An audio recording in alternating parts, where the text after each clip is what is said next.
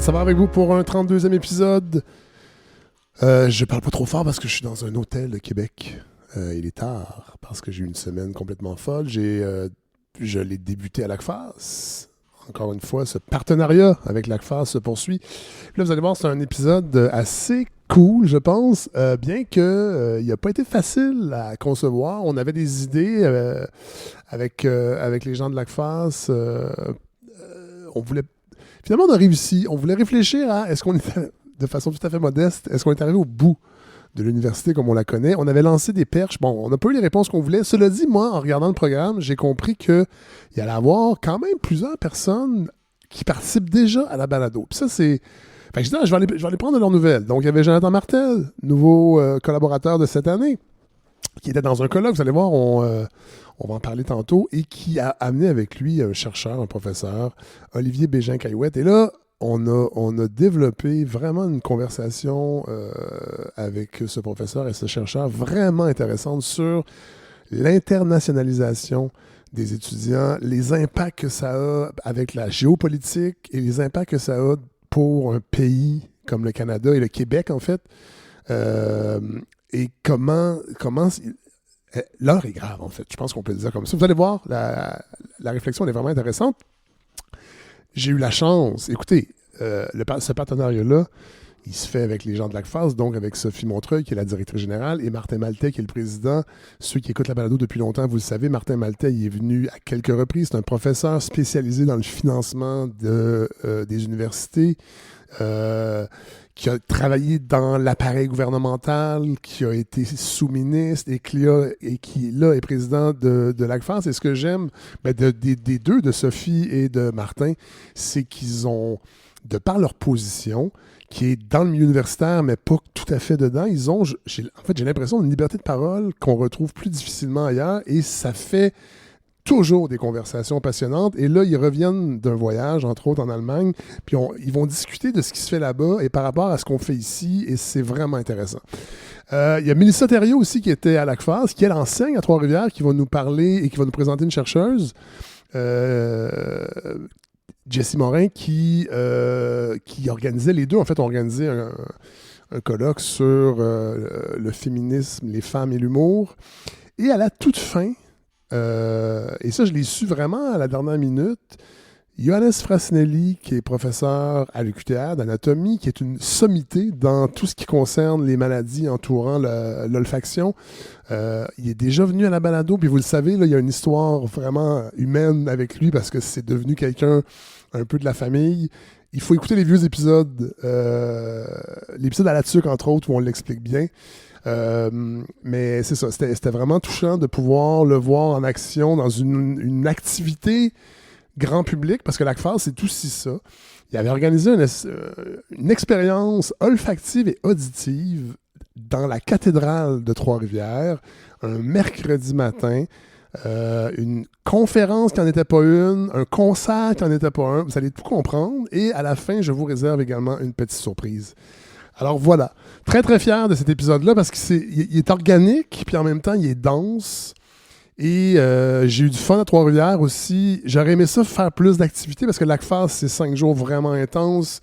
Il y a l'espèce de joute oratoire où il y a des doctorants qui présentent leur thèse en 180 secondes. Il y avait une soirée d'humour le lundi, mais moi, je suis arrivé le mardi. Bon, mais reste que c'est toujours des expériences intéressantes. Puis c'est un partenariat, donc c'est une source de revenus aussi pour la balado parce que Lac-Face, dans le fond, s'offre une vitrine avec la balado. Ça me touche aussi vraiment parce que j'ai une complète carte blanche. On fait ça vraiment dans le plaisir de monter ces épisodes-là. Je pense que ça finit par faire quelque chose qui est différent et intéressant en même temps. Vous en jugerez. Et on se retrouve à la fin de l'épisode pour la petite surprise tout à fait d'actualité. Bonne écoute.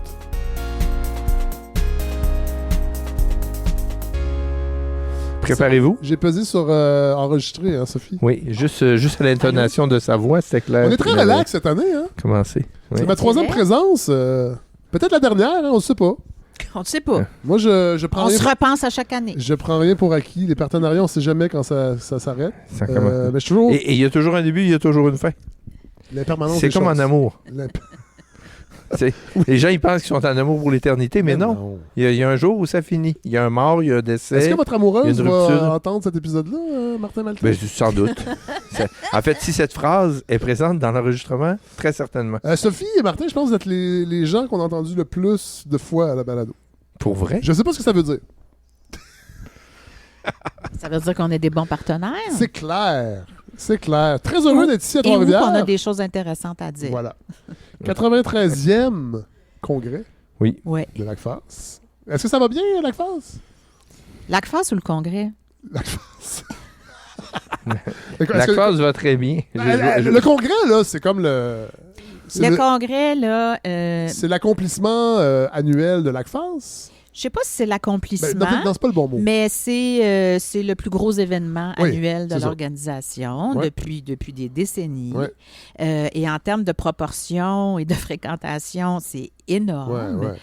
Cette année, on pense qu'on va atteindre le total de 7000 congressistes sur 5 jours. C'est beaucoup de monde. Partout au Canada? Grande concentration de chercheurs qui viennent du Québec, du Canada et de l'international. Ce qu'on observe depuis quelques années, c'est que il y a de plus en plus, sur la participation à l'international, elle est plus nombreuse. Oui. Là, on est peut-être à peu près à 15 50 pays. Non. Mais ce qui est étonnant, c'est qu'on est dans un contexte où on sait que le fait francophone baisse dans le monde, que la science en français, c'est relativement difficile un peu partout dans le monde.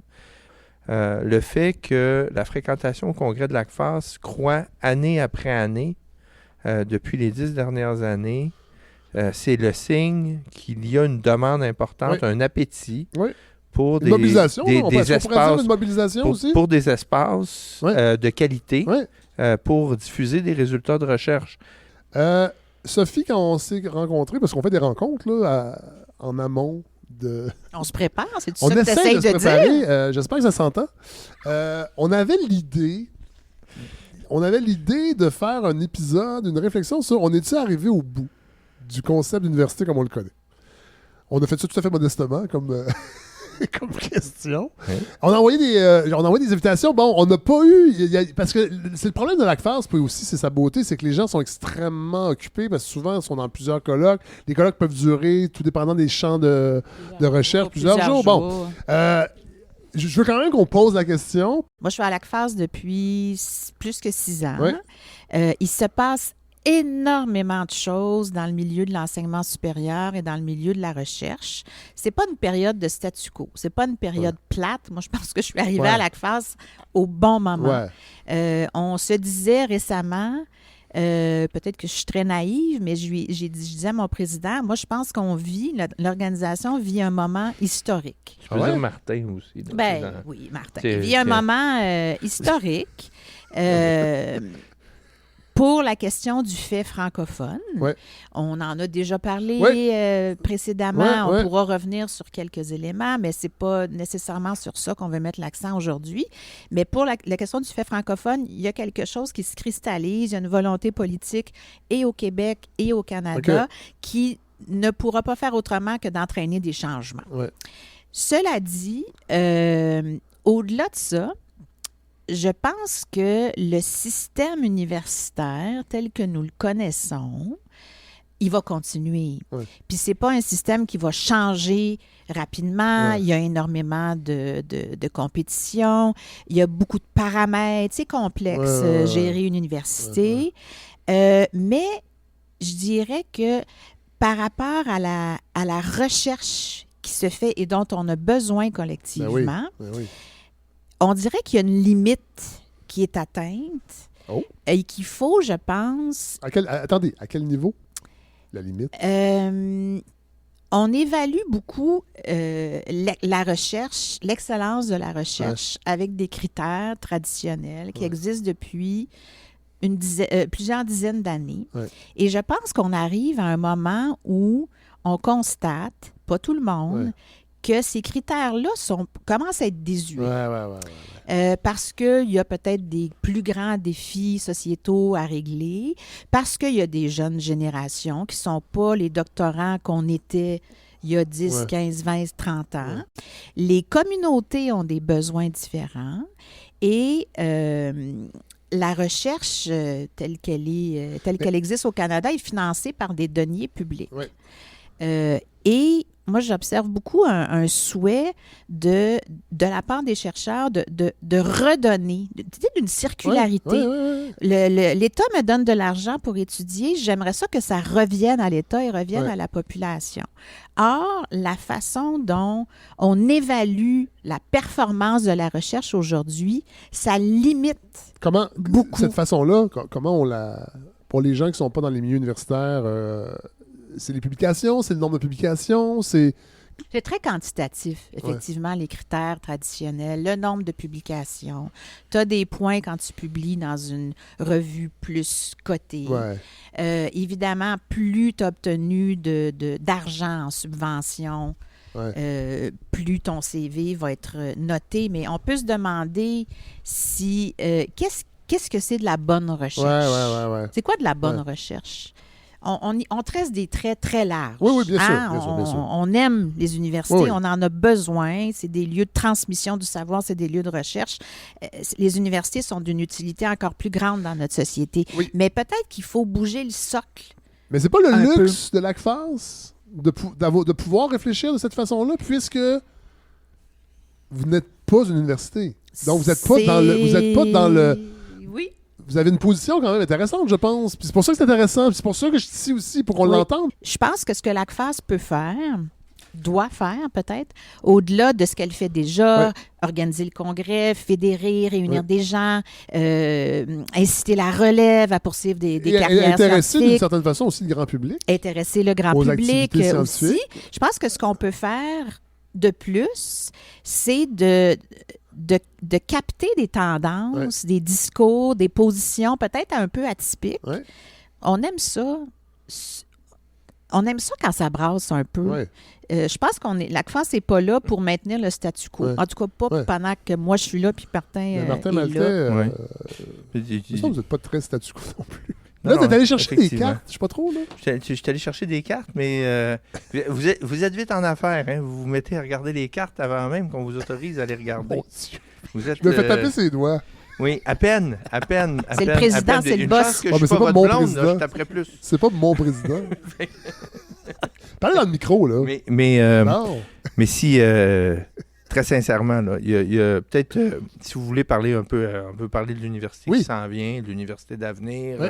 Je pense que c'est ça les questions en arrière-plan. Puis si vous parlez de ce qu'on a observé un peu en Allemagne, mais c'est pas la première fois qu'on observe un certain nombre de données fondamentales qui nous indiquent qu'il y a des choses qui vont ou qui peuvent changer dans un avenir rapproché. Mais si on parle des critères, puis je vais aborder mon troisième thème tout de suite, la question de la vision. La question de la vision des dirigeants d'établissements universitaires au Québec, elle est, puis au Canada, elle est excessivement limitée. On n'a pas une vision qui est claire. Moi, là, je pense très sincèrement, notamment après le déplacement qu'on vient de faire, qu'il doit y avoir une intensification des relations entre les universités, pas juste les dirigeants, là, les recteurs, mais tout le middle management aussi, puis accroître la mobilité à l'intérieur du Canada, puis avec d'autres universités dans le monde pour voir comment les systèmes se développent puis s'opérationnalisent. Parce que, puis oui, avec les meilleurs systèmes, mais aussi les systèmes les plus faibles, parce que, c'est un voyage qu'on fait tous ensemble sur la Terre. C'est pas un voyage qu'on fait seul en sciences. La vraie excellence, c'est d'arriver à créer beaucoup d'excellence. Fait que c'est des écosystèmes de recherche scientifique forts partout dans le monde qui nécessitent des gros bassins. À l'intérieur de ça, il y a des projets d'innovation qui naissent, mais majeurs. Mais il faut avoir des gros bassins. Alors, une des choses qui est claire là, dans les échanges qu'on a eus en Allemagne, c'est que la réflexion sur l'excellence, elle est complètement à un autre niveau que ce qu'on vit présentement ici. Il y a un centre d'excellence qui analyse les types d'universités qui existent en Allemagne selon toute une série de critères en termes de typologie. Et ça ressemble à ce que, aux travaux que moi j'ai déjà fait il y a 15-20 ans à l'intérieur de la FQPPU à l'époque, quand il y avait des travaux sur la question, où on utilisait beaucoup les travaux de la Carnegie Foundation. Ouais. Et toute cette typologie-là sur les types d'universités les amène à imaginer l'université de l'avenir pour dire, OK, si on pousse les fondamentaux, par exemple, telle université se consacre davantage à la mission régionale, qu'est-ce que ça va donner à long terme? Alors, il y a toute une expertise qui a été développée là-bas pour dire, OK, si l'université se concentre sur une mission qui est plus internationale, copain du monde, sur les enjeux environnementaux, les grands mandats de la société, qu'est-ce que ça va ressembler? Alors, ils ont développé toute une série de cartes, comme ça, au centre, je vous montre, que vous regardiez, qui montrent des types d'universités avec des missions. Bon, c'est sûr que quand on regarde ça, on se sent dans un jeu de D&D, là, où là, on a comme des points, mais ça donne des types d'universités. Et ça fait en sorte que, au lieu de dire, nous, on est les meilleurs dans le ranking sur le nombre de publications chez Elsevier, à l'intérieur de l'Allemagne, où le système est gratuit, l'université fait la promotion d'elle-même en disant, nous, on est les meilleurs à faire ceci. Alors, si vous, comme jeune, vous voulez venir chez nous, voici ce dans quoi on est bon. Est-ce qu'on se pile moins sur les pieds entre universités là-bas? Effectivement. Ouais, c'est un des. Ça, c'est un problème ici? Un des effets qui est clair. Parce que les universités n'ont pas tous les mêmes mandats ici. Là. Ici, elles essaient de toutes jouer dans le même cours et d'être toutes bons. Là. À l'Université du Québec, là, maintenant, là, on veut tous avoir médecine. Puis on le comprend, 50% du financement de la recherche va à la médecine. Puis si vous mettez génie et médecine confondus, c'est 73-76% du financement qui s'en va à ces deux composantes-là. Fait que c'est sûr que si vous voulez être sérieux ou avoir l'air sérieux auprès de vos collègues, vous devez vous engager dans ces champs. Alors qu'on pourrait, on n'est pas l'UQTR, on pourrait valoriser cette approche régionale des universités comme on le fait en Allemagne avec une université comme l'UQTR Effectivement. ou l'Université de Sherbrooke qui est là-dedans un peu aussi. Effectivement, mais là, à Trois-Rivières, si vous écoutez le recteur à l'heure actuelle, il va vous dire quoi? Il va vous dire que nous, on a podiatrie, on a chiropratique, et maintenant, on voudrait avoir médecine puis avoir un volet plus fort en santé. Et ça, c'est sûr, là, comme un peu à l'UQAM. Et puis c'est correct là, comme chemin. Là. Mais on va vous dire aussi que on est dans une université qui s'en va vers l'avenir parce que... Et donc, on va créer des facultés. Hein? Alors, en Allemagne, qu'est-ce qui se passe? Le système facultaire est en train de s'effondrer. L'Université de Munich, l'année passée, a décidé d'abolir les facultés. Pourquoi? Là, c'est vraiment un néophyte. Là. C'est ça la vraie question. Parce que le système de l'INRS, qui est hors faculté, qui est celui qu'on a, par exemple, l'INRS ici, est vu ou perçu. Ils n'utilisent pas l'INRS comme étant un exemple, là, vous comprenez? Non. Mais donc, ce modèle-là, ou l'équivalent de ce modèle-là, est perçu comme étant plus approprié pour la suite du monde. Alors, si vous êtes dans un des systèmes les plus performants au monde en termes d'enseignement supérieur, qui est l'Allemagne, et on vous dit le système facultaire est en train d'être aboli. Et pourtant, l'UQAM s'en va vers un système facultaire, Trois-Rivières s'en va vers un système facultaire. Et est-ce qu'on est en train de parler de l'avenir de l'université au Québec? J'en suis pas convaincu. Moi, je me pose des questions. Je pense qu'il y a un petit peu de travail là, d'international à faire pour approfondir la réflexion. Mais quand vous leur dites ça, là, Sophie et Martin, est-ce qu'ils sont-ils attentifs? On ne dit pas ça à personne là, présentement. On vient de revenir. Calmez-vous. C'est très chaud. Là. Calmez-vous. Là. Samedi. Là. On vous dit des choses à chaud. C'est comme un scoop, cette affaire-là. Là. C'est des réflexions préliminaires. On n'est pas en train de faire de la grosse science. Il a fait de la politique, des réflexions préliminaires. C'est la suite. c'est la suite de nos réflexions, de nos travaux puis de nos mémoires c'est vraiment intéressant. Des dernières années. On a beaucoup réfléchi aux faits francophones. Et ça nous amène à dire que une communauté ne peut pas être exclue à cause de sa langue. Comme les communautés autochtones ne peuvent pas être exclues parce qu'elles ont des méthodes de recherche différentes. Et c'est discrédité là, souvent dans le commentariat scientifique. Oui, je pense qu'il faut que la recherche s'ouvre plus inclusive. Se décloisonne? Se décloisonne. Ça se fait déjà, l'interdisciplinarité, l'intersectorialité. Une des raisons pour lesquelles des universités ont choisi d'abolir les facultés, c'est pour retirer la pensée facultaire, la pensée unitaire, la pensée unifiée et dire non, vous allez parler d'égal à égal avec vos collègues dans les autres disciplines. À l'intérieur du modèle allemand, un des éléments qui est ressorti dans la conversation qu'on avait, c'est qu'un des prétextes qui fait en sorte que l'Université de Munich, qui est une des plus performantes en Allemagne, juste à être clair, une des raisons pour lesquelles ils prennent ce chemin-là, c'est parce qu'ils vont être plus performants pour obtenir les subventions dans les grands projets de recherche européens. Mais une des choses qui est claire, c'est que pour répondre aux grands projets européens, donc répondre aux projets de société, aux enjeux sociaux, aux enjeux planétaires et obtenir un maximum de subventions, l'abolition des facultés est la solution. Puis Sophie pourra en parler peut-être mieux que moi encore, là. Mais les enjeux d'excellence, c'est toute la question des critères. Les critères qui sont liés au nombre de publications, qui sont liés souvent aux grandes revues savantes, aux maisons d'édition qui contrôlent, comme Elsevier et tout ça, qui guident un peu les classements des universités. Quand on est dans ce film-là, nécessairement, les universités de langue française sont perdantes et pour arriver à performer, doivent s'angliciser davantage. Et là, on a un enjeu à différents niveaux. Oui, on a des enjeux à l'interne de l'université en termes de performance, mais au-delà de ça, en termes de résultats de recherche, pour l'utilisation des résultats de recherche par les gens qui vont les utiliser dans la vraie vie, si tout ce qui est publié dans une langue autre, tout ce qu'on fait, c'est qu'on externalise les coûts de production scientifique vers des pays non anglophones pour que les pays anglophones en profitent.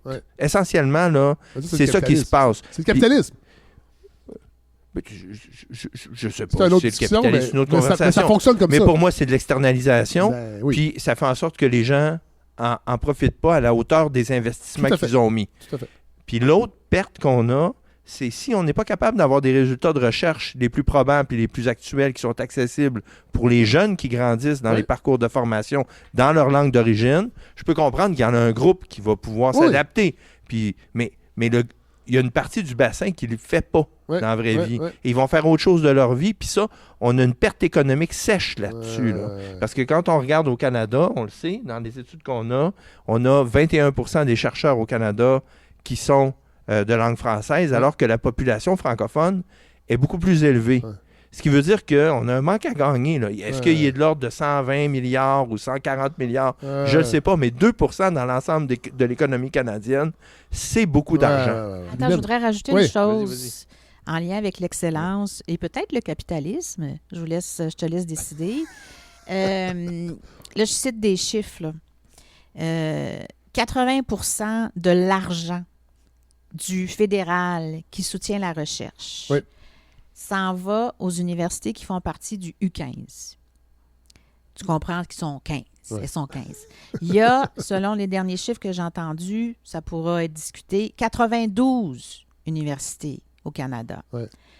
80% du financement s'en va dans les mêmes 15. Il y a une concentration. Alors qu'elle ne représente pas, elle représente 50% du corps professoral, puis 60% de la population étudiante. Oui, elles sont majoritairement de grosses et de très grosses universités.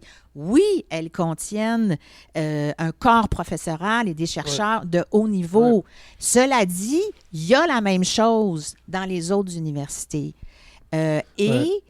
La concentration est telle que ça devient presque impossible pour d'autres universités d'accéder à ces financements-là. Donc, parce que les universités veulent maintenir leur position dans les grands classements mondiaux. Donc, c'est ça qui...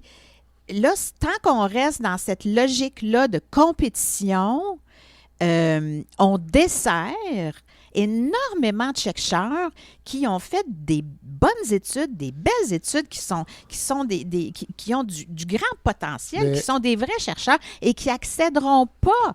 Prêchez-vous dans le désert avec ça? Une des choses que l'ACFAS peut et doit faire, c'est quand quand elle sent qu'il y a des choses comme ça, quand elle sent qu'il y a des choses qui doivent changer, il faut le dire, il faut le rendre visible, parce que ça ne changera pas. Mais au début, d'autres personnes et d'autres organisations vont embrasser le mouvement. Dernière chose, les conseils subventionnaires fédéraux, ils savent. On les reçoit jeudi au Congrès. Ils choisissent eux-mêmes leur sujet. Qu'est-ce qu'ils ont choisi? Repenser les critères traditionnels de la recherche. Il y a un mouvement qui s'enclenche. Mais c'est la politique?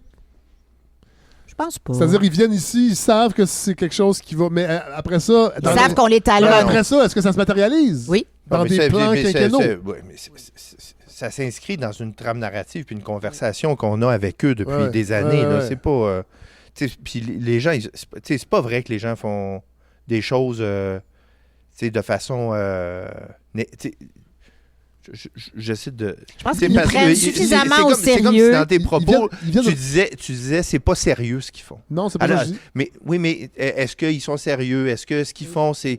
Mais oui, la réponse c'est oui, ils sont sérieux. Puis oui, les gens travaillent... J'ai pas dit qu'ils sont pas sérieux.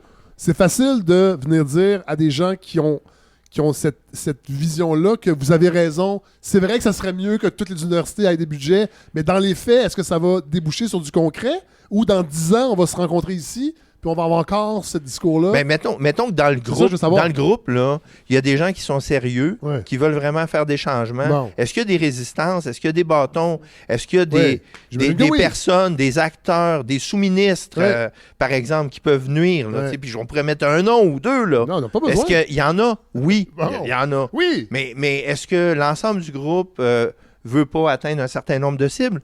Je pense pas. Okay. Moi, je pense que les gens sont assez de bonne foi. Tu sais, nous, on a commencé une conversation, tu sais, quand je vais ouvrir une autre brèche qui n'est pas liée à la défense, qui est le dernier point, mais on a la loi sur les langues officielles du Canada qui a été revue il y a 2 ans. On a le chapitre 7 avec un projet de règlement sur le chapitre 7 qui est en voie d'être adopté.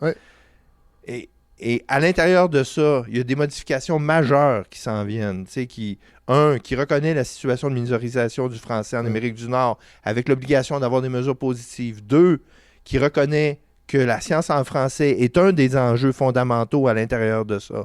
Mais nécessairement, avec le rapport qui vient de sortir de Vincent Larivière et de Linda Cardinal, avec l'éventuelle adoption du chapitre 7, on va avoir des outils qui vont nous donner des leviers pour essayer de faire en sorte que les choses changent. Mais une fois qu'une loi est changée, là, il faut faire 2 choses. Il faut l'expliquer, puis après ça, il faut s'assurer qu'elle soit respectée. Fait que la première affaire, c'est de l'expliquer. Mais l'expliquer, on ne peut pas juste se le partager entre francophones. Là. Il faut l'expliquer aux 3/4 de la population canadienne qui est anglophone. Où il y aura des résistances. Mais peut-être pas à la hauteur qu'on pense.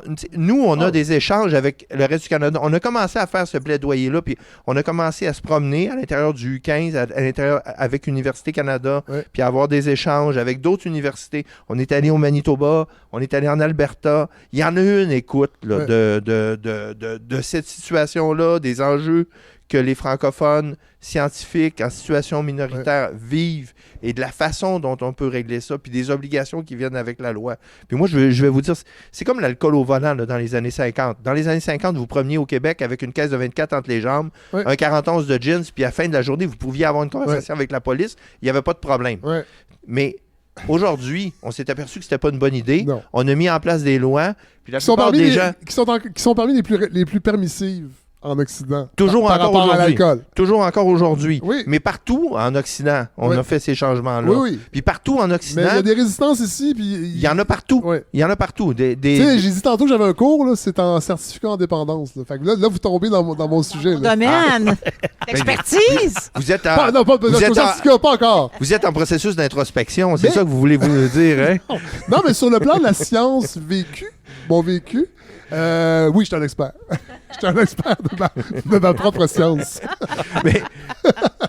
mais je vous dis ça pour dire que je fais une caricature, mais qui n'est pas vraiment une caricature, parce que les processus d'appropriation des lois, c'est pas des processus qui se font en 24 heures quand une loi est adoptée. Il faut que les gens conviennent que les règles du jeu ont changé et qu'ils doivent se comporter. Nous, notre pari, c'est de dire les dirigeants des établissements universitaires, des fonds subventionnaires, c'est pas des bandits, c'est pas des voleurs, c'est pas des gens qui veulent se promener avec une caisse de 24 entre les jambes puis se faire pogner par la police. Non, mais je veux juste être clair, là.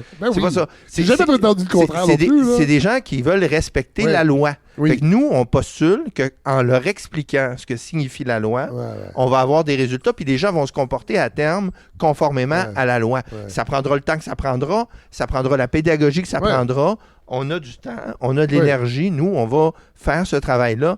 Et dans les échanges qu'on a présentement, il y en a une écoute. Est-ce que les gens savent comment exactement arriver au résultat ou trouver la mesure précise?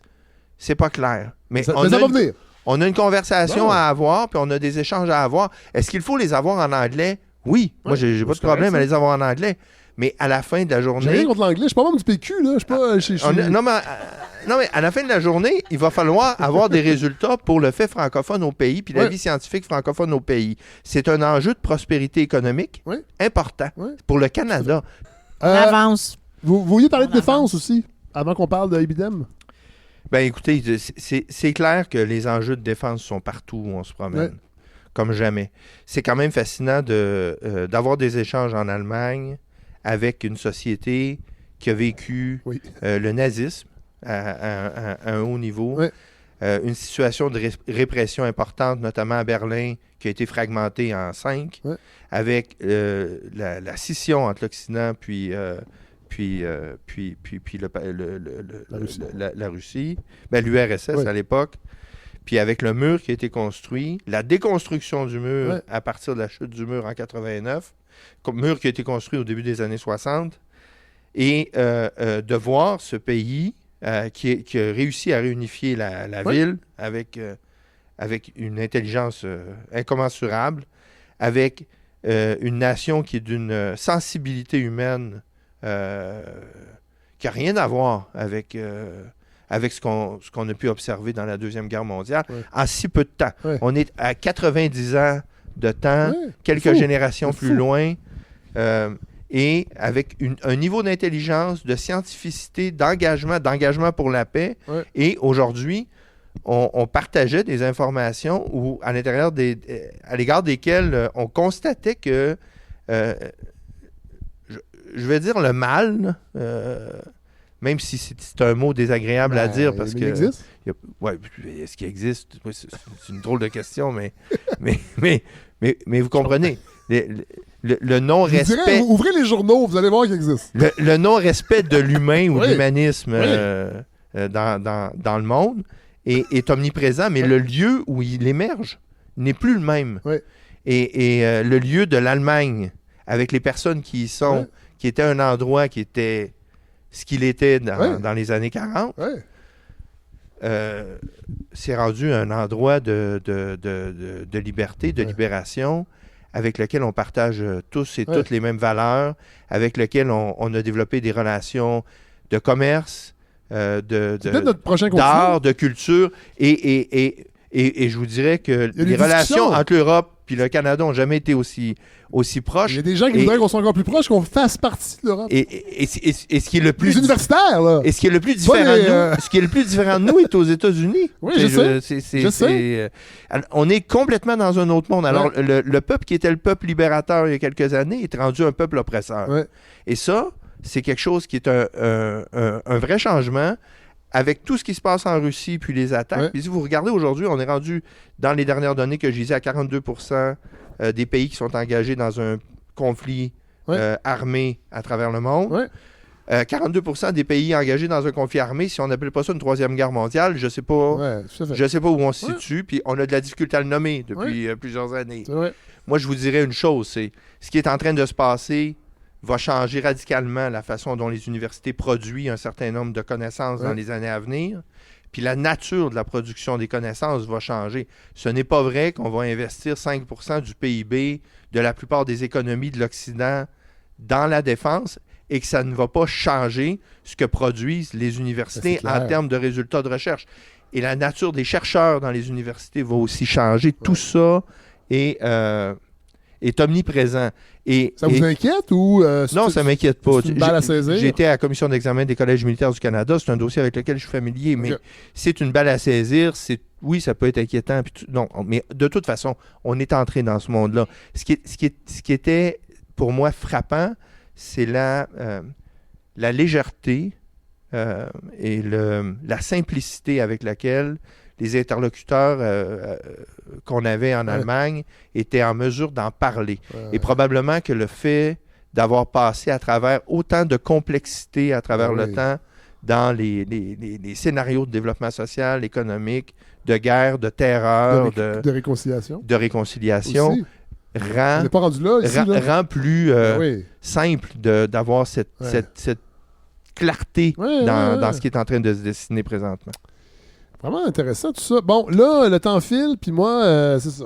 Puis moi, mon hôtel n'est pas à porte parce que c'est un gros congrès. J'ai pas pu me loger proche de... c'est ça. En même temps. T'avais juste à te déniaiser pour tes réservations. La chiche, c'est joli. Non, c'est pas vrai. Sophie, Montreuil, Ibidem, là, c'est nouveau, là. Oui, c'est nouveau. J'y touche et ouch, il est chaud. Il est chaud. Il est sorti des presses il y a vraiment pas longtemps. Ouais, c'est nouveau, c'est quoi? Ibidem, c'est le retour au papier pour l'ACFAS. Oui. Donc? Longue tradition éditoriale. L'ACFAS a commencé à publier des magazines dans les années 50. Le jeune naturaliste, le jeune scientifique, Interface, Découvrir, Québec Science. C'était vous autres, ça? C'était nous autres. Faut commencer à quelque part. On a le magazine numérique, électronique de l'ACFAS qui existe encore, qui est très fréquenté, qui réunit une communauté qui écrit avec grand bonheur. On a commencé à réfléchir, peut-être 2 ans déjà, à l'utilité. On s'est posé la question, est-ce qu'on ne devrait pas retourner au papier? On s'est demandé pourquoi. À quelle fin? Comment? Il y a des enjeux aussi. Les enjeux. Il y a des gens qui vont vous critiquer, j'imagine, de dire, voyons donc. Jusqu'à maintenant, couper des arbres. On l'a rendu public il y a à peine 24 heures. On n'a pas essuyé des critiques. Et je te dirais que quand on l'a lancé officiellement, on s'est fait applaudir. Je pense qu'il y a un amour du papier qui est réel. Et il y avait des personnes de plusieurs générations dans la salle. Mais cela dit, on l'a fait parce que on s'est dit que oui, le numérique se rend partout, est accessible facilement partout, mais il ne se rend pas vraiment partout. Et on s'est dit, on veut... c'est un magazine de vulgarisation scientifique, c'est pas une revue savante. On parle de 90 pages. Oui, il y a une trentaine d'auteurs. Il est très beau visuellement. C'est un bel objet. Il va être distribué gratuitement. Je suis sensible à ça, c'est un très bel objet. On a conçu la grille graphique avec beaucoup de soin. Et ça sera une parution par année? Oui. Associé au Congrès, on va toujours dévoiler, rendre public les numéros au Congrès et on va en distribuer dans nos sections régionales à travers le Canada. On veut s'assurer que si les présentoirs à revues qui étaient anciennement gratuites existent encore, qu'ils ressortent puis qu'il y ait des ibidem dedans et que tout un chacun puisse ramasser un exemplaire parce qu'il est très beau, effectivement. Vraiment. Puis plonger là-dedans, puis s'amuser, puis découvrir des chercheurs, des sujets. En français? Des chroniques en français. Magazine en français qui parle de recherche en français. Sophie Montreuil, Martin Maltais, merci. Toujours un plaisir. J'espère. Oui. Ça paraissait pas, hein? Toujours. Pour vrai, c'est toujours un plaisir. Toujours un plaisir. Puis, bon congrès. Merci. On va se recroiser dans certaines activités quand je ne serai pas devant mon ordi pour mes cours. Oui, parce que tu es étudiant, toi. Oui, je suis étudiant. Bon congrès à toi aussi, puis Fred. On verra pour l'an prochain les autres années. Moi, je veux continuer. J'aime ça venir ici. C'est un beau partenariat avec la balado. Puis, merci de faire ce que vous faites. Puis d'être aussi disponible. Vous êtes quand même les deux dirigeants et vous venez chaque année me parler. Ça me touche. On trouve le temps. Oui, merci. Vraiment. Merci. Bye. À bientôt.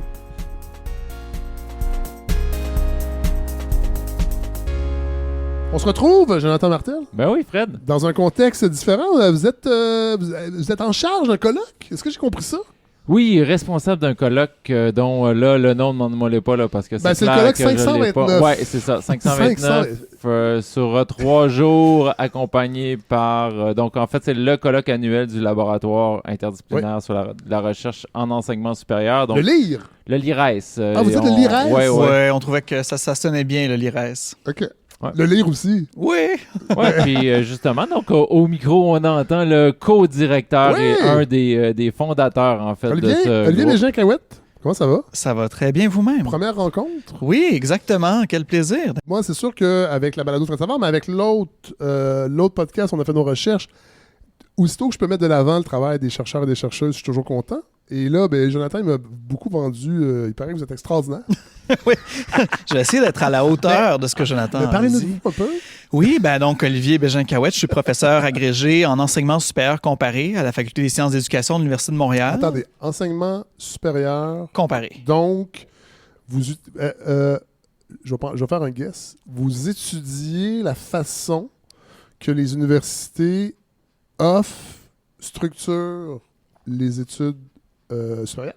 Oui, exactement. Dans différents systèmes? Exactement. Je compare les systèmes d'enseignement supérieur à travers le monde. OK. J'ai 2 intérêts principaux. Un qui est sur étudier les dynamiques internationales de concurrence, parce que les universités, les chercheurs, les États se concurrencent. Ouais. Puis le deuxième, c'est d'étudier l'internationalisation, mais plutôt d'une façon de voir comment les communautés et les établissements se connectent aux établissements puis aux communautés d'autres pays. Ouais. Donc, cette idée-là de partage, de circulation du savoir. Fait qu'il y a un côté qui est analyser les dynamiques de concurrence dans lesquelles on est pris. Ouais. Puis la deuxième, comment on peut collaborer entre nous à travers ça. Puis est-ce qu'on collabore? Oui. Il y a plusieurs façons. C'est très large. Là. Mais je veux dire, il y a des gros enjeux parce qu'il y a même on en reparlera peut-être plus tard. Il y a des collègues, dont Mark Jensen, qui parlent de la démondialisation de l'enseignement supérieur, le protectionnisme, le repli vers soi. On est là-dedans? Là? On est là-dedans. Okay. On est là-dedans. Ça vient de plusieurs pôles? Est-ce que c'est les États-Unis avec de Donald Trump, entre autres? C'est un gros... Où ça couvait, là? Là, il va falloir voir à long terme. Je pense que c'est une prédiction que Simon Marginson a fait du Royaume-Uni. Un des éléments qu'il regarde, c'est la baisse, disons, la mobilité internationale à cause des visas qui sont mis, mais pas juste au Canada, là, dans plein de pays européens et aux États-Unis. C'est plus difficile de faire de la mobilité. Ça, c'est un élément. Mais c'est ça. Le deuxième élément, c'est qu'à cause des considérations sécuritaires, il y a beaucoup de projets de recherche. On peut faire des projets de recherche avec la Chine, avec l'Inde. Et là, il y a des États qui ont commencé à dire « Ouais, mais on n'est plus trop à l'aise que vous fassiez des projets avec tel pays. » Parce que la Chine nous espionne continuellement. C'est ce qu'on prétend. Continuellement. Fait que là, ça a commencé à diminuer les collaborations internationales. D'ailleurs, on assiste à un découplage de la science sino-américaine. Il y a de moins en moins d'articles co-publiés entre les États-Unis et la Chine, qui sont les 2 superpuissances scientifiques au monde. Là. Et ça va être intéressant de voir qu'est-ce que ça va donner pour la suite. Fait qu'avec la baisse de la mobilité, la baisse des coopérations internationales en recherche, avec le protectionnisme, puis on est en train de dire, il y a des auteurs qui disent, oups, on parlait de comme la mondialisation comme si c'était quelque chose qui allait être, tu sais, c'est la grande marche de la mondialisation, qu'on allait tous être libéralisés. C'était inéluctable, on ne fait rien faire. Mais finalement, on est peut-être en train de revirer de bord. OK. Et attendez, là, vous allez trop vite. Oui, c'est ça, je vais trop vite. Là. Parce que, est-ce que ça va être dans une partie du colloque, cette réflexion-là, ou c'est encore plus large? Jonathan, parlez-nous du colloque avant que je retourne, Olivier. Oui, donc le colloque, c'est l'enseignement supérieur québécois à l'épreuve des transformations. 3 axes, gouvernance, collaboration et pratique éducative. Ouais. Donc, on se pose ces questions-là. Donc, et puis, tout à l'heure, Fred parlait des universités, mais les collèges et les cégeps sont aussi considérés comme de l'enseignement supérieur. Et par ailleurs, c'est la question que je pose, moi, demain dans ma présentation, c'est est-ce que c'est réellement de l'enseignement supérieur? Réponse demain en ligne sur Zoom. Est-ce qu'il y a encore des combats pour que la recherche au collégial, entre autres, soit considérée comme... Oui. Il y avait un colloque lundi et c'était sur la recherche au collégial, justement. Ouais. Et il y a encore des enjeux. Il y a encore des enjeux de reconnaissance, de financement, de compréhension de l'organisation, de la gouvernance, des difficultés inhérentes à être un prof de cégep qui veut faire de la recherche. Donc, il y a cette espèce de vision-là que l'université pourrait ou pas les juger. Donc, ça dépend aussi des circonstances. Je sais qu'Olivier fait énormément de recherches avec des chercheurs collégiaux. Donc, c'est une recherche qui se fait beaucoup, mais difficilement dans des circonstances qui sont justement très pas favorables. Vous avez parlé de financement, Jonathan. On a l'impression, dans le grand public, que l'enjeu des étudiants étrangers, c'est un enjeu de financement. Pour les établissements universitaires, entre autres, on a l'impression que... J'ai l'impression qu'on... Puis moi, j'ai fait des épisodes, entre autres, avec des chercheurs au département de physique quantique à l'Université de Montréal qui nous expliquaient bien, avec l'autre projet, on a fait une recherche, l'importance d'aller chercher des sensibilités, en fait, à l'extérieur, de partout dans le monde. Cette réflexion-là, est-ce qu'on recule à ce niveau-là par rapport à toutes les barrières que vous nous avez exposées tantôt? C'est particulièrement délicat. Il y a plein de raisons pour lesquelles on peut vouloir recruter des étudiants internationaux. Le Québec, avec sa stratégie d'internationalisation de 2002, c'est la première province, le Québec, qui a eu une stratégie d'internationalisation au Canada. Avant le fédéral, en 2014, 2002 au Québec. Et c'était pas très axé sur le recrutement, mais il y avait des exemptions de droits de scolarité majorés pour des étudiants francophones dans certains pays avec lesquels le Québec voulait se positionner comme une alternative à la France. C'était dans l'objectif, en 2002, on était avant, on était toujours sous le Parti québécois, on était avant l'élection, et c'était dans une idée de nationalisme post-référendaire. Qu'est-ce qu'on fait? C'est le Québec dans le monde. Fait qu'on recevait, par exemple, moi je me souviens quand je travaillais pour l'internationalisation des cégeps, on recevait des étudiants réunionnais, 200, puis là on les amenait à Sept-Îles. 200 réunionnais qui arrivent à Sept-Îles en janvier, là, c'était capoté. Puis là, les communautés locales les accueillent, puis ça fait un super beau maillage. C'était cette logique-là. Après ça, le Québec a vu que le reste du Canada s'enrichissait bien trop, puis que nous autres, on n'en recevait pas. Fait que là, ça a été déréglementons les droits de scolarité, recrutons tout azimut, puis faisons autant d'argent que les autres. Fait que là, ça a été, on est parti là-dessus. Les universités ont quand même embarqué. Attendez, la déréglementation, ça vient du fédéral, ça? Non, ça vient du Québec. Oui, c'est ça. C'est ça. François Legault, c'est François Legault, je pense. En fait, le premier qui a essayé, c'est sous Philippe Couillard. En 2017. Ils ont fait, puis ils l'ont commencé en 2014. Ils ont fait un pilote avec certains programmes, génie, administration. 2017, là, ils ont déréglementé tout azimut, 2017-2018. Quand Legault est arrivé, il a dit on continue ça jusqu'à temps qu'il fasse oups. On est en train de créer deux systèmes, les universités anglophones et les universités francophones. Mais on était dans cette logique-là parce que le Québec se disait comment ça que le reste des provinces, les autres universités font tellement d'argent puis que nous, on n'en fait pas avec les étudiants internationaux. Fait que là, ils ont tombé dans une logique monétaire. Mais à travers tout ça, les universités surtout, évidemment, pour les cégeps, pour les universités, le côté interculturel est fondamental. Ça diversifie un campus. C'est quand j'ai dit 200 réunionnais à Sept-Îles, ça donne une... C'est magnifique là, ce qu'on faisait. Mais les universités aussi, c'est que nous, on veut faire de la recherche. Puis il n'y a pas tant de personnes nées au Québec qui souhaitent nécessairement faire un doctorat. Mais il y a beaucoup d'étudiants qui viennent de différents pays francophones qui aimeraient beaucoup faire des études avancées. Et donc, ils viennent chez nous pour les suivre, mais c'est eux qui font rouler nos labos. Fait que l'enjeu, c'est que nous, au Québec, vu que dans les autres provinces, il y a des étudiants internationaux au cycle supérieur, mais il y en a beaucoup au premier cycle parce que ça paye.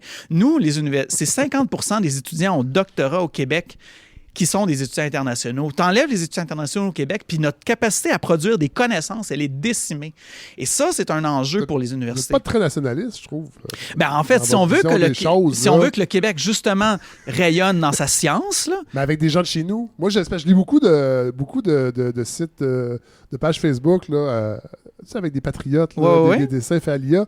Puis eux, ils disent que les étudiants étrangers, ils volent la place. C'est complètement faux, premièrement, parce qu'il y a de la place pour tout le monde. Les Canadiens français, ils disent pas ça, mais c'est ça qu'on comprend. Là. Il y a de la place pour tout le monde. Nous autres, on les cherche, les étudiants. Là, il y a beaucoup de patriotes canadiens-français qui s'identifient nationalement à ce qu'ils veulent.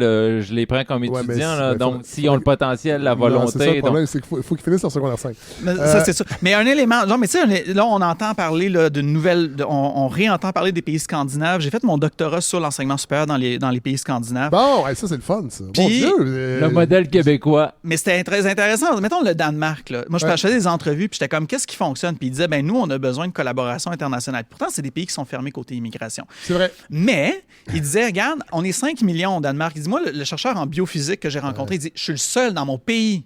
Fait que c'est sûr que, si je collabore avec des collègues, il faut que ce soit de l'étranger. Si je veux des étudiants au Sexup, la plupart, ils vont vouloir venir de l'étranger. Du financement, je vais aller chercher au CERN un financement européen. Fait qu'il dit... on a besoin... Le Québec, c'est la même chose. On est 8 millions. Mais il y a un océan de francophonie autour de nous. Fait que si on n'est pas capable de se connecter au savoir qui est produit de façon francophone ailleurs, on va se faire ramasser par le savoir anglophone du continent.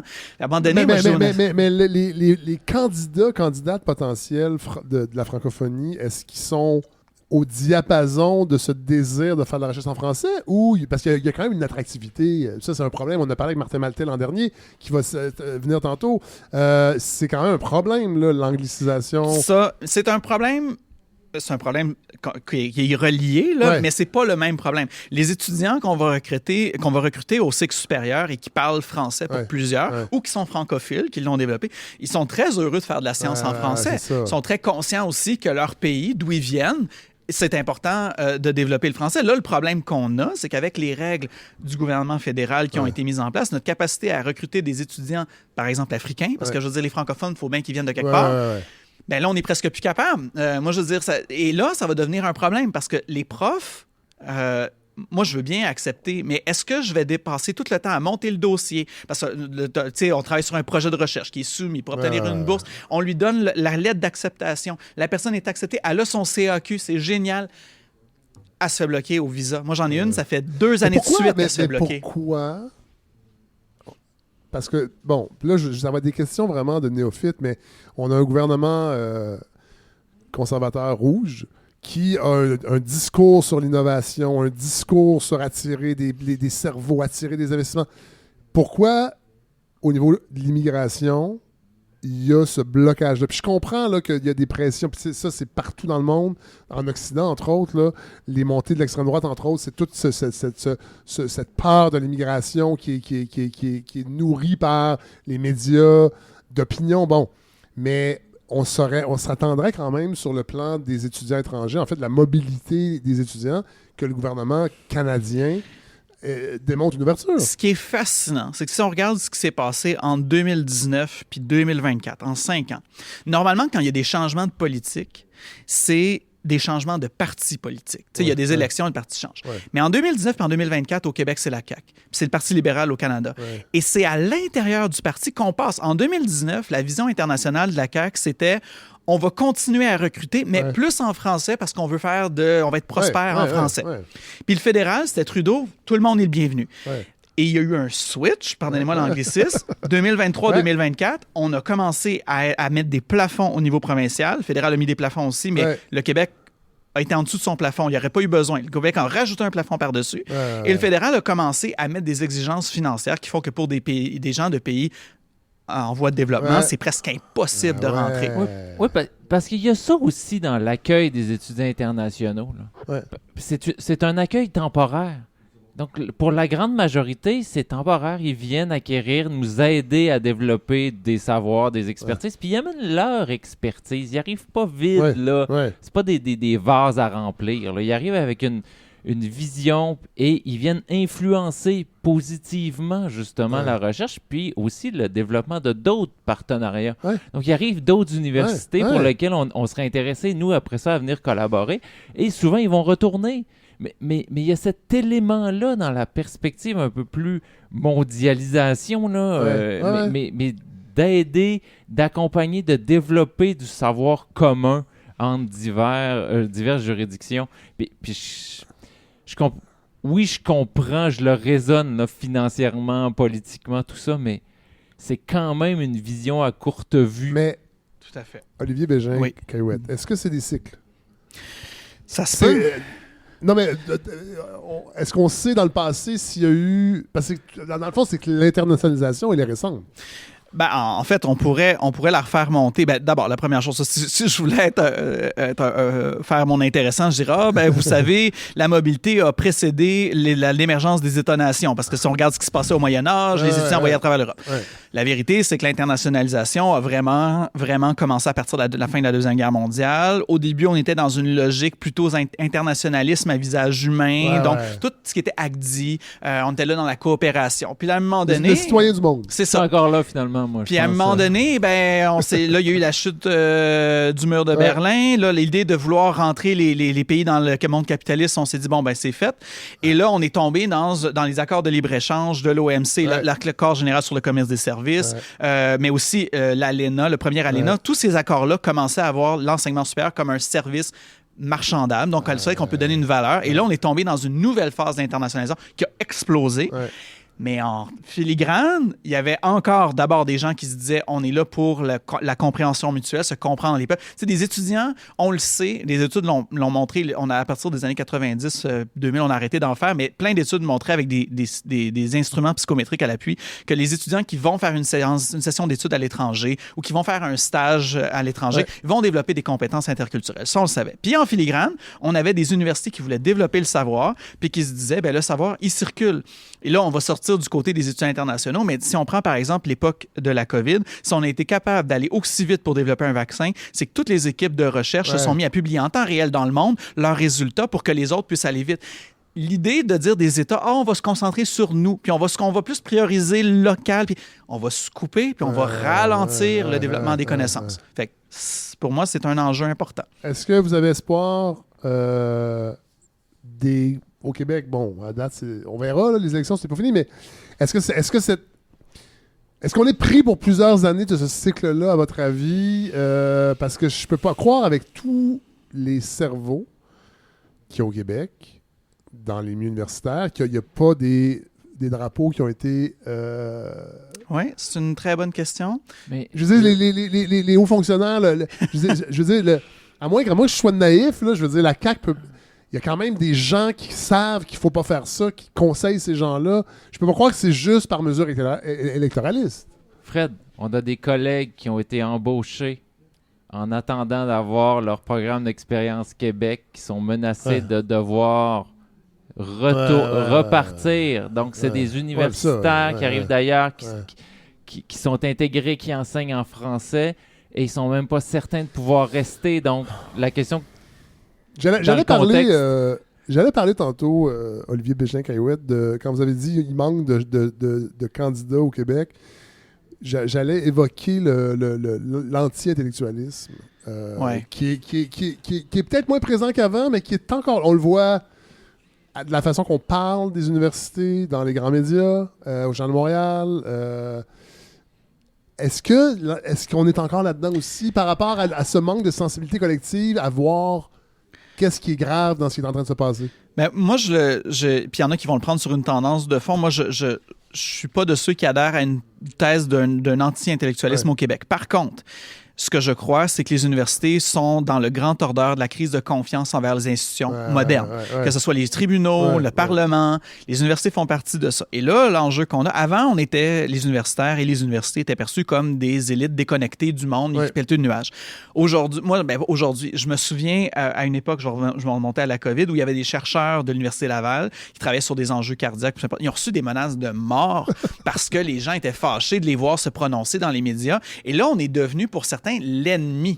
Et ça, c'était d'être vu comme quelqu'un de déconnecté dont on se préoccupe pas, c'est une chose. D'être un ennemi à abattre.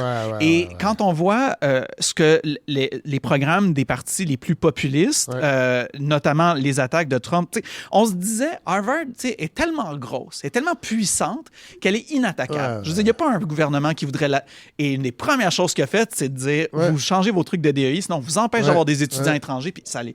Et Columbia a plié, Harvard a résisté. Mais et moi, ce que je crains, c'est qu'on est dans une mouvance où il va y avoir une vague d'élections de partis populistes dans les 10 prochaines années.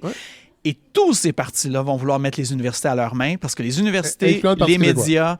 Le Parti québécois a déjà dit, PSPP a dit qu'il allait regarder ce qui se passe aux universités. C'est peut-être pas dans le programme. Là. Non, j'ai pas lu, mais... Le programme du Parti québécois est toujours bon avant l'élection. Après ça, les chefs en font bien ce qu'ils veulent. Mais il y a ce discours-là anti-université qui a tenu dans des podcasts douteux d'extrême droite. Fait que on sera pas différent de ce qui se fait ailleurs, moi, je pense, malheureusement.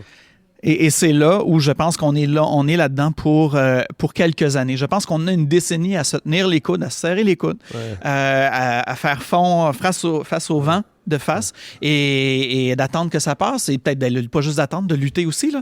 Mais il va y avoir un vent. Merci Olivier de me donner un brin d'espoir. Tout à fait.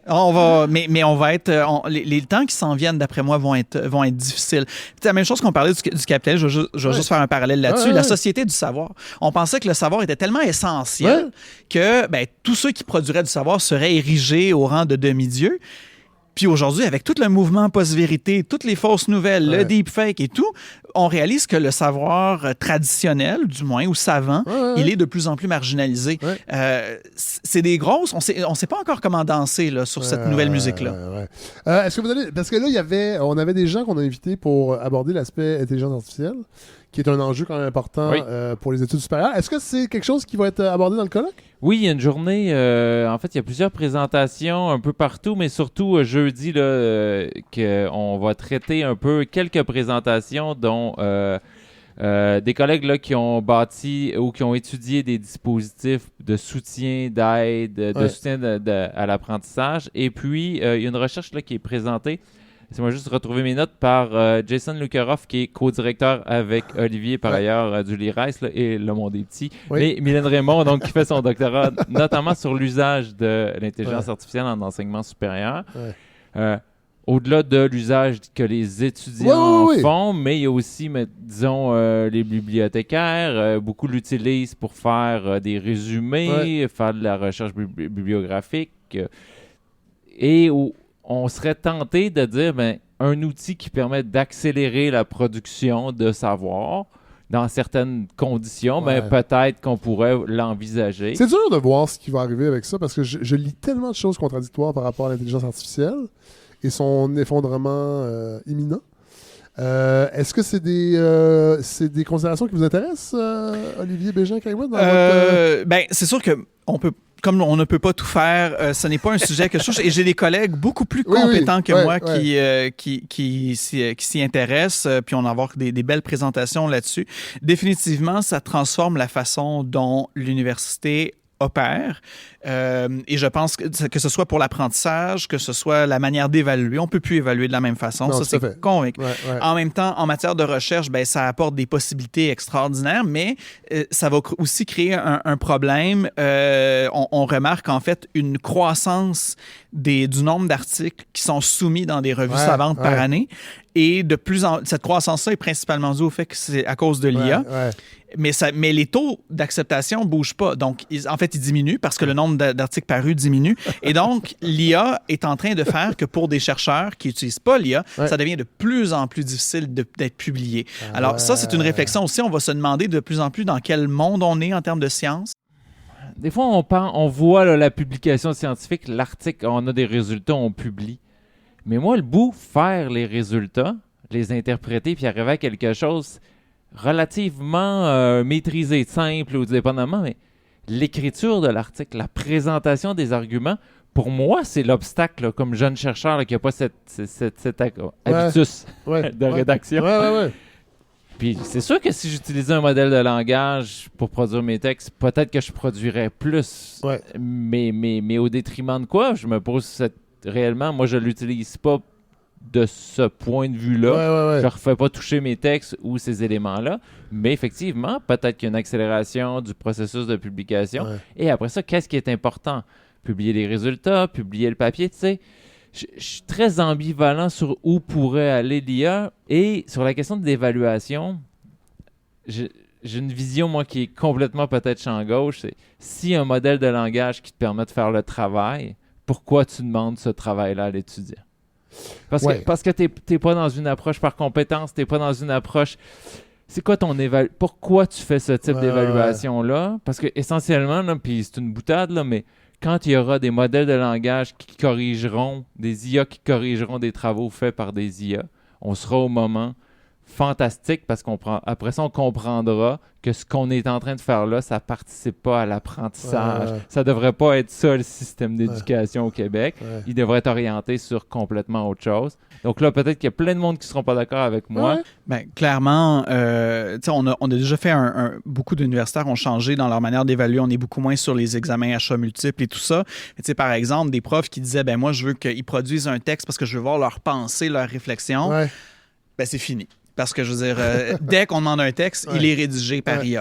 Alors là, ce qui est intéressant pour certains, puis c'est l'origine de l'université, avec à l'époque la lectio et la disputatio, on va retourner à la tradition orale. La meilleure façon maintenant d'évaluer, si je veux comprendre ta pensée, ça va être parle-moi de ça. Ça, c'est intéressant, sauf que par la structure des classes, entre autres, le nombre d'élèves, c'est pas toujours possible. Moi, j'en parle avec mon amoureuse qui est prof au cégep, puis elle est pas très optimiste et elle a pas de plaisir. Fait que c'est sûr que l'IA, c'est challengeant. Ils en parlent entre collègues, puis j'arrête pas de dire. Moi, je me rappelle, j'avais des examens de philo. J'étais tout seul dans le bureau du prof et je devais parler de Saint-Augustin pendant une demi-heure. On devrait revenir à ça. C'est ça que vous dites, en fait. Mais est-ce que structurellement, c'est possible? Ben, c'est une stratégie. Après ça peut se faire en équipe. Il y a plein de façons de le faire, mais je pense que... Puis ça, c'est si on veut voir... Parce que c'est pas impossible non plus de se dire, de dire, dans un travail, on va encadrer l'utilisation de l'IA. J'ai des collègues qui vont choisir une approche de oui, on va garder l'écrit, puis on va même dire, voici comment vous pouvez utiliser. Puis non seulement ça, je veux voir le prompt que vous avez mis. Je veux voir le code que vous avez fait. Je veux qu'on travaille là-dessus ensemble. Super. Autre approche qui va être de dire, on fait des examens papier-crayon en classe parce que là, vous êtes fait. C'est une façon de faire aussi. Puis d'autres, certains disent, ben écoute, on va revenir à l'oral. Il y a des lunettes maintenant.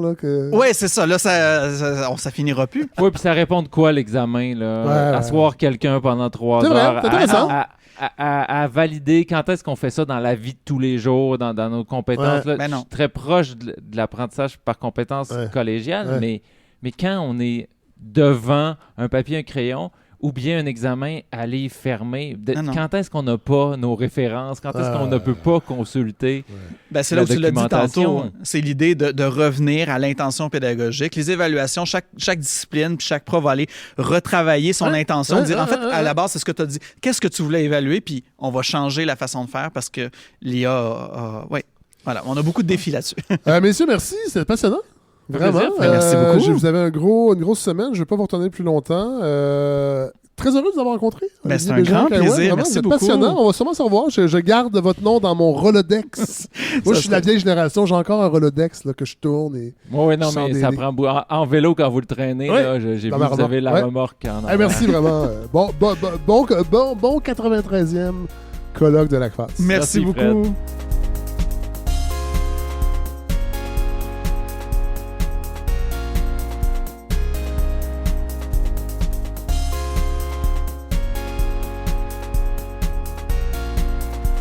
Hey, Mélissa Thériault. Bonjour. Comment ça va? Ça va très bien. Nous sommes dans vos terres. Oui, dans vos terres d'enseignement. Dans mes terres d'adoption. Moi, je suis une Mauricienne d'adoption depuis 12 ans. On va peut-être en parler tantôt si on rejoint une de vos collègues.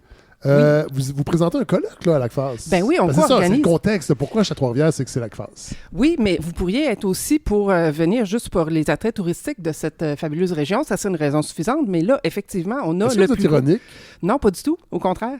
Parce que vous avez raison. Oui, non, moi... Le fleuve, premièrement. Oui, On oublie que le fleuve, c'est pas juste le bas du fleuve. Oui, puis en fait, c'est parce que ce que les gens connaissent de Trois-Rivières, c'est passer en vitesse à 40. Oui, puis et on passe par pas la partie vieille de la ville.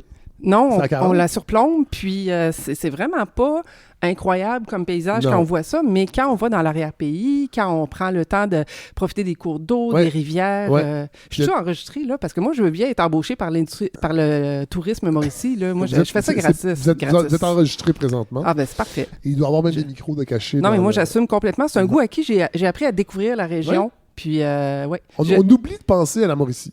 Mais moi, je dis, on va se la fermer un peu parce que pendant ce temps-là, on a la paix.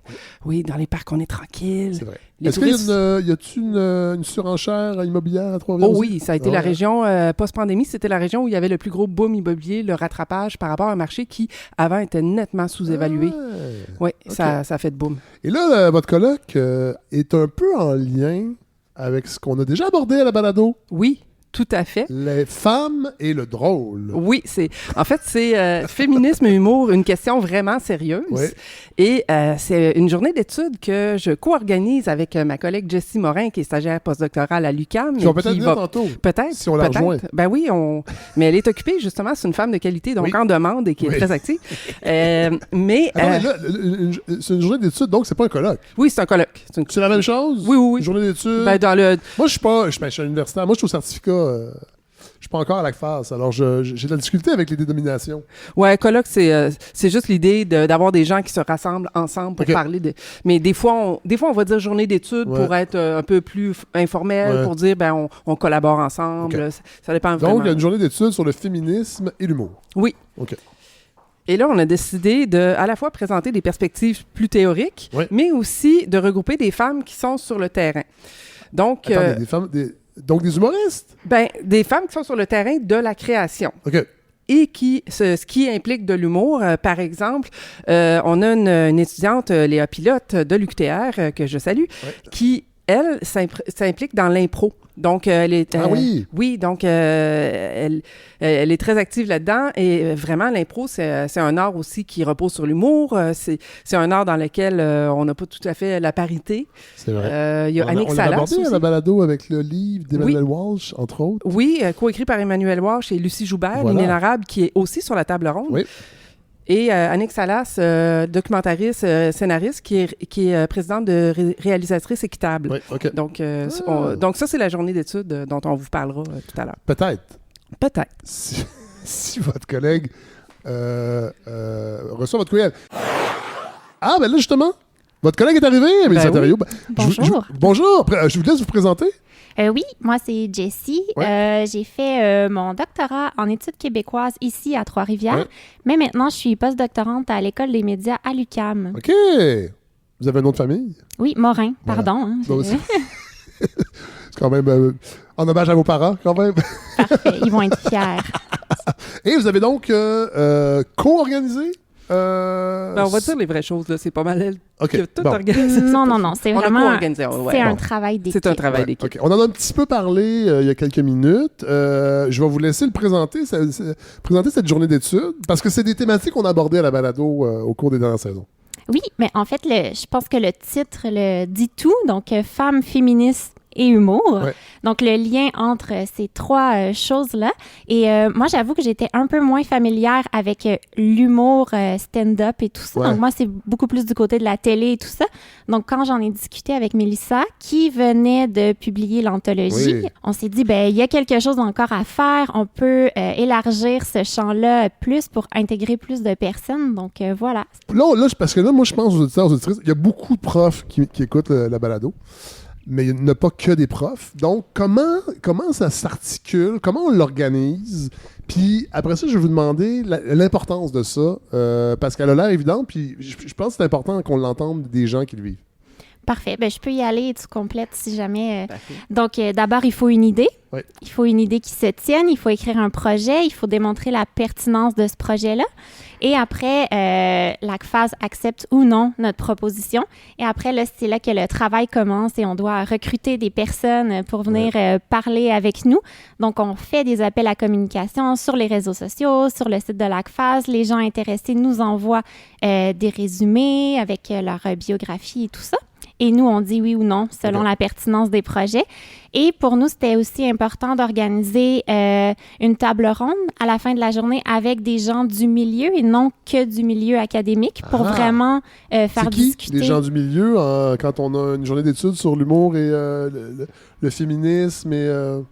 on a décidé de faire ça multidisciplinaire et multigénérationnel, c'est-à-dire que on a à la fois une étudiante de l'UQTR et une professeure retraitée, là, ça, on couvre large.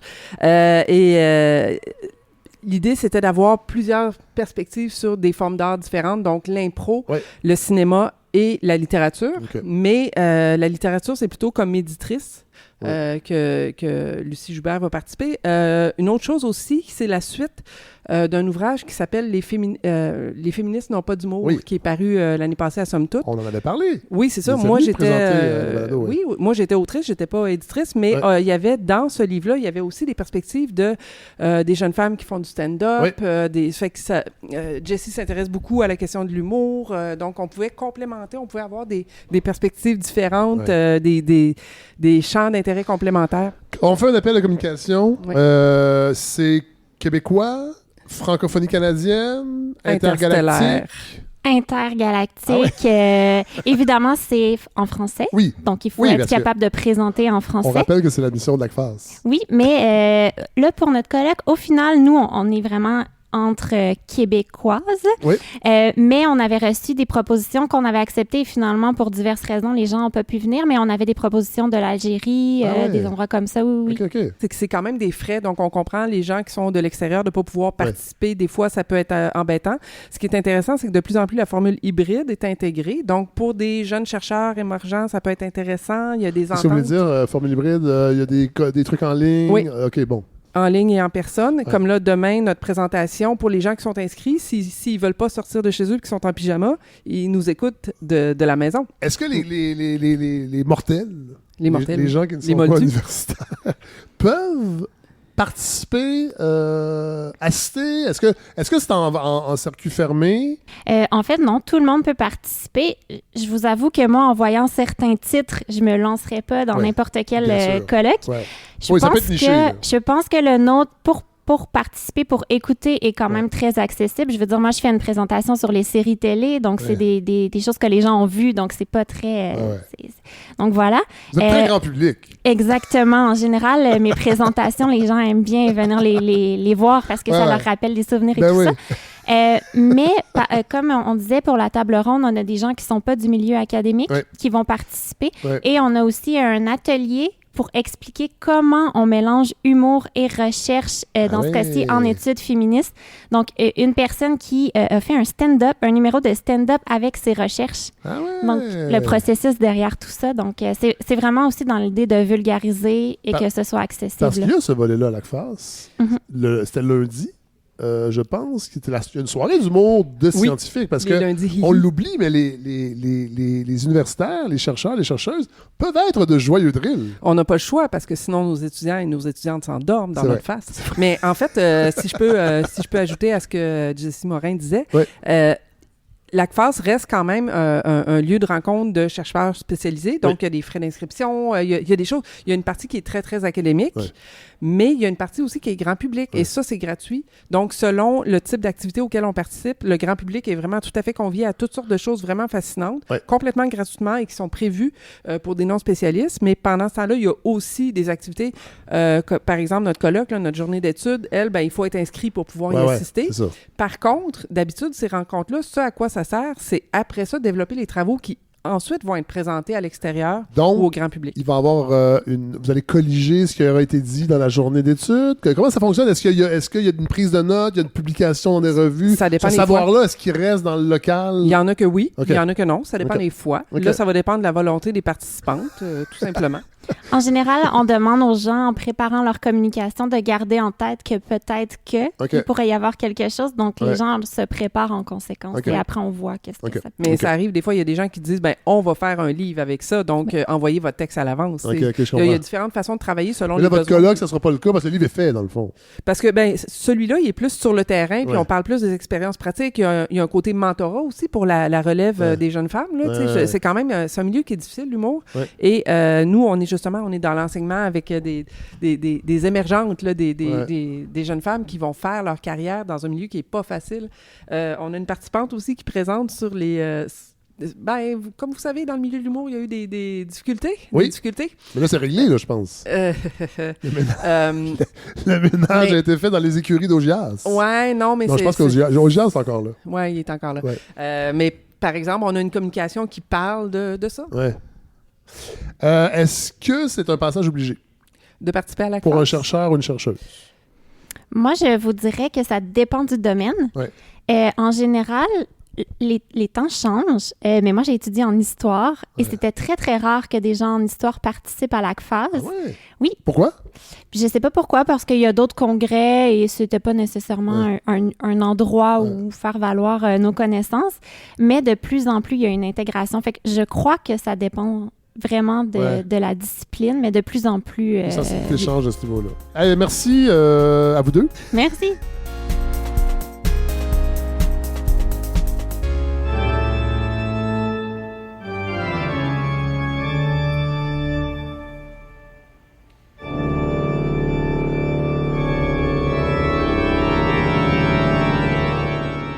Alors, ça, c'est très drôle parce que cet épisode-là, la trajectoire a changé. Je l'ai dit dans d'autres segments. Et là, j'arrive ici. On est avec le professeur Johannes Frasnelli. Bonjour. Salut. Y a-t-il quelqu'un qui veut vous parler? Oui, juste okay, que je donne la carte de la voiture. Merci. Hey, salut. Merci beaucoup. Hein. Ça roule, hein? Tu peux... On enregistre. J'enlève pas son montage. Il m'a prêté sa Tesla ce matin. Ah, mon Dieu, ça va bien. Ça va bien, hein, le milieu universel. Bon, là, il faut qu'on... Les vieux auditeurs, auditrices vont vous reconnaître parce que vous avez déjà participé à la balado. Oui, tout là, à fait. Là, on se vous voit, mais c'est un peu drôle parce qu'on est des amis dans la vie. Exactement. Depuis longtemps. Je l'ai déjà expliqué toute cette histoire-là avec mon fils, mon plus vieux, le lien qu'on a, qui est un lien amical et je peux dire maintenant familial. Et là, j'arrive à l'ACFAS et j'apprends que vous allez organiser une activité qui est terminée. J'y ai assisté. Parlez-nous un peu de cette idée, Johannes. Oui, donc l'idée est vraiment née du fait que moi, je donne beaucoup de conférences grand public sur l'odorat et je fais toujours la comparaison entre le nez et des cathédrales.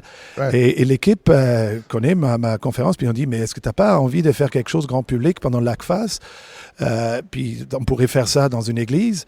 Puis là, je dis, mais si c'est grand public, on va faire ça public, on va faire ça grand. Ouais. Donc, cathédrale. Voilà. Cela dit, c'est à 8h le matin. Il y a eu du monde quand même. Oui. Étonnant. Oui. J'ai été étonné de la teneur de l'événement. Là, il faut comprendre, vous avez mixé vos travaux, parce que vous êtes professeur d'anatomie spécialisé dans tout ce qui concerne l'olfaction.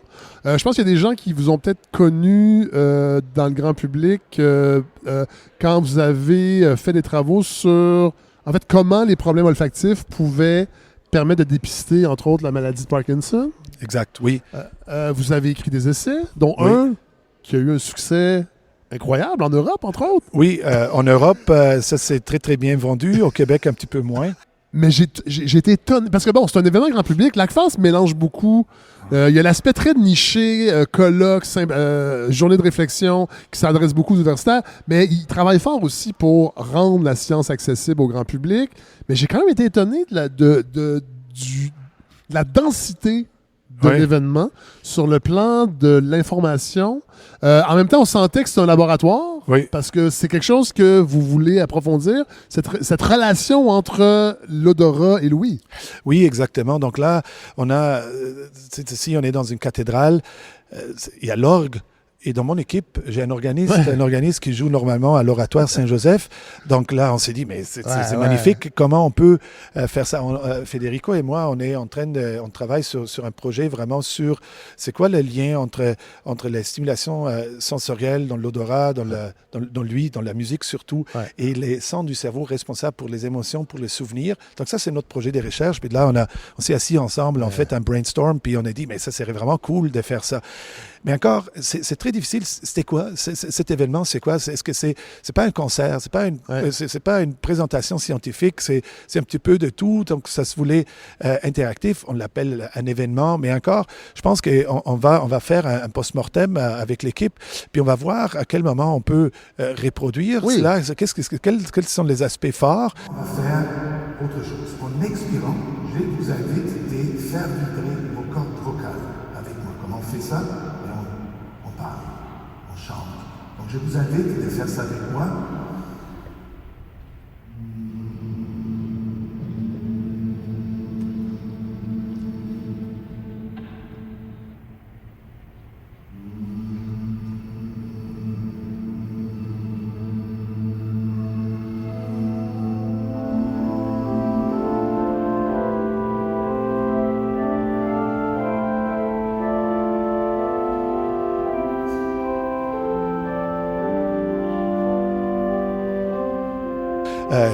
Je suis content qu'il y avait quand même un certain nombre de personnes. Mais plus d'une centaine.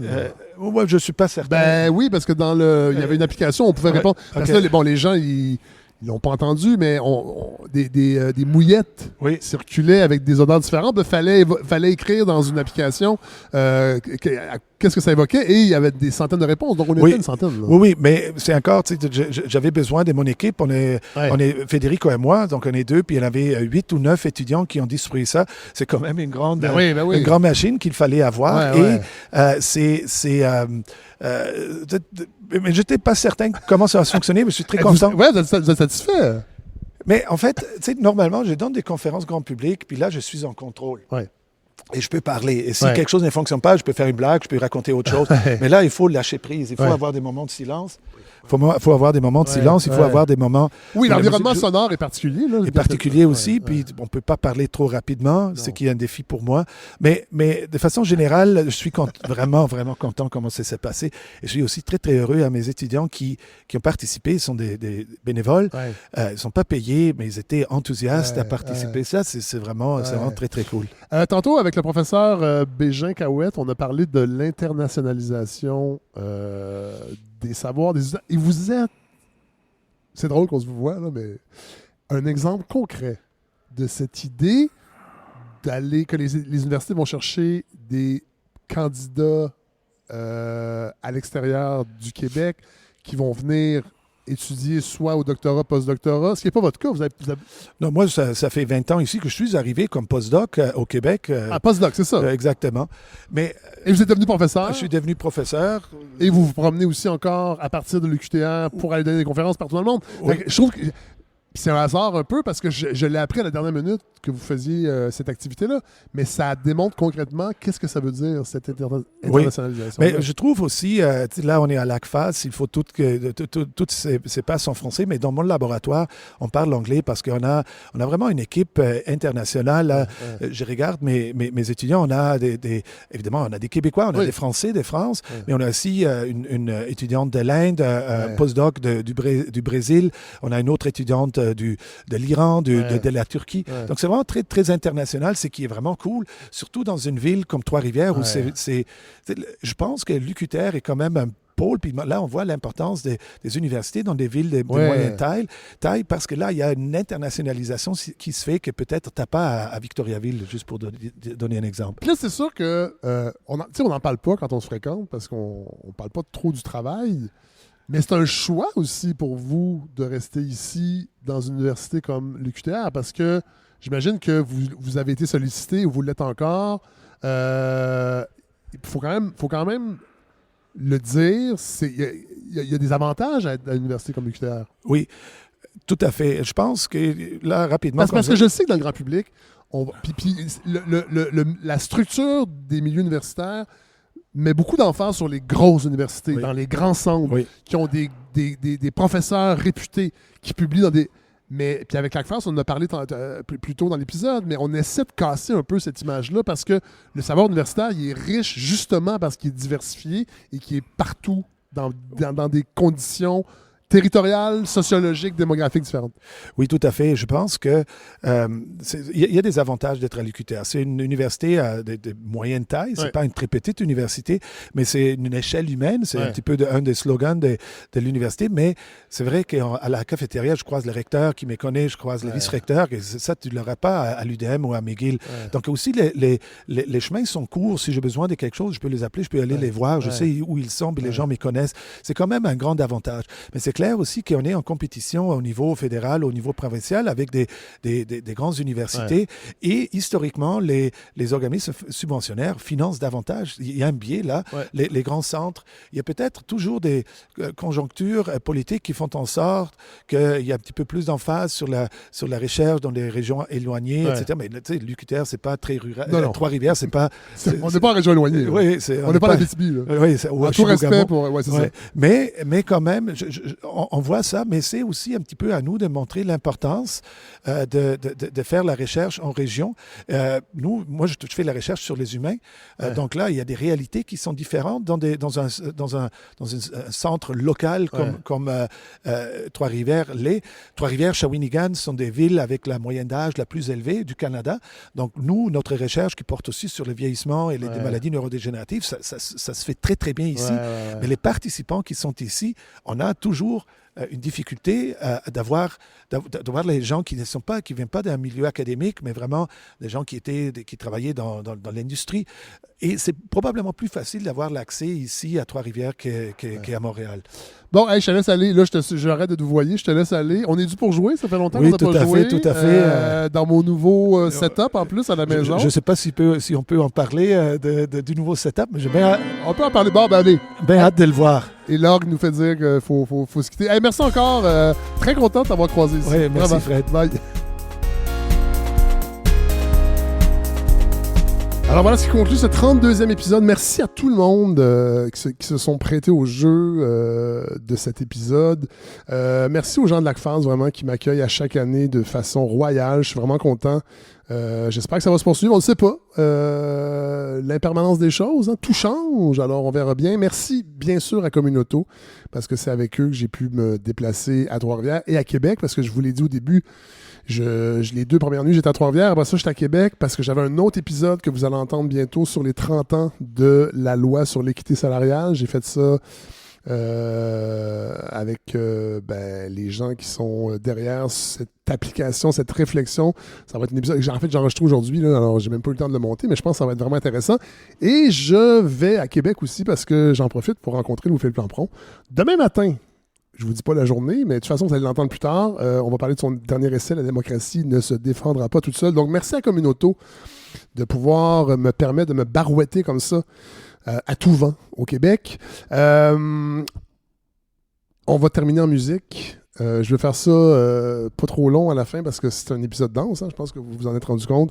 Je veux qu'on parle de l'organisme parce que, évidemment, je me suis concentré sur Johannes Frasnelli à la fin, mais il y avait donc cet organiste qui s'appelle Federico Andreoni. Johannes l'a expliqué un petit peu. C'est un post-doctorant qui travaille dans le laboratoire de Johannes, qui est à l'UQTR.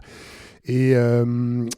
Andreoni est non seulement donc chercheur dans le domaine des neurosciences, mais il est également organiste. Et si vous faites une recherche, Federico Andreoni, vous allez trouver des critiques de Claude Gingras, entre autres, sur un récital que M. Andreoni a donné à la basilique... je pense à l'oratoire, à l'oratoire Saint-Joseph, en 2012, genre, mais il y a plusieurs. Ça prouve que les arts et les sciences font souvent un mariage heureux dans la même personne. Donc, M. Andreoni est chercheur en interaction entre les sens de l'audition et l'olfaction, entre autres, et comment on perçoit les émotions. C'est un peu ça aussi. L'idée derrière cette prestation-conférence de lui et de Johannes. Et pendant la prestation, j'avais amené mon enregistreur, j'étais dans la cathédrale, fait qu'il y avait quand même un enjeu d'écho et... je suis encore en train d'expérimenter pour cette prise de son-là avec ma petite console. J'avais une perche, ce qu'on appelle un shotgun, et j'ai réussi quand même, étonnamment, surtout pour l'orgue, à avoir une prise de son vraiment intéressante, à un point tel que c'est comme ça qu'on va terminer l'épisode, parce que Federico Andreoni a adapté le thème de la soirée du hockey. On est en pleine fièvre des séries. Il a adapté le thème de la soirée du hockey pour l'orgue. Et c'était l'orgue, là on s'entend, c'est l'orgue de la cathédrale de Trois-Rivières. Alors, on va se quitter donc avec la chanson au complet. La soirée du hockey à l'orgue. Voilà, pour clore cet épisode, une autre belle expérience à l'ACFAS. Voilà. Et nous, on se retrouve bien sûr la semaine prochaine. Hey, c'était le 32e, ça veut dire que il en reste pas beaucoup des épisodes là, pour la saison 8, mais il en reste en masse. Voilà, avant qu'on se quitte pour l'été. Donc, on se laisse sur cette douce mélodie à l'orgue. Hey, bonne semaine.